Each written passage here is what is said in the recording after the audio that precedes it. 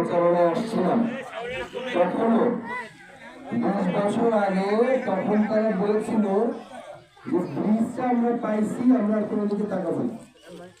এখনো সে ব্রিজ আছে না নাই? আমার শ্রদ্ধেয় বাবা তিনি ছিলেন শিক্ষা বিপ্লবের একটা কারিগর, তাই না? রবীন্দ্রনাথ অসংখ্য শিক্ষা প্রতিষ্ঠান করছেন। আমি মাত্র 5 মাস 6 মাসের সময় পেয়ে আমার হাত দিয়ে একটা শিক্ষা প্রতিষ্ঠান আল্লাহ করাইছেন, কৃষি কলেজ তেভারা কামদিয়া, আর সুগার মিলটা চালু করার সুযোগ হয়েছিল। এই সুগার মিল আমরা আবার চালু করবো ইনশাআল্লাহ। আর আমাদের রক্তের মধ্যে আছে শিক্ষা প্রতিষ্ঠান কারিগর, না ইনশাআল্লাহ। আমি গার্লস স্কুলের জন্য যে শর্তগুলো থাকে ওগুলোকে আমরা যাচাই বাছাই করে ইনশাআল্লাহ এখানে একটা বালিকা বিদ্যালয় আমরা করব আলহামদুলিল্লাহ। আপনাদের কাজ আছে, আপনাদের কি কাজ বলেন তো? কাজ এখন আমাদের একটাই,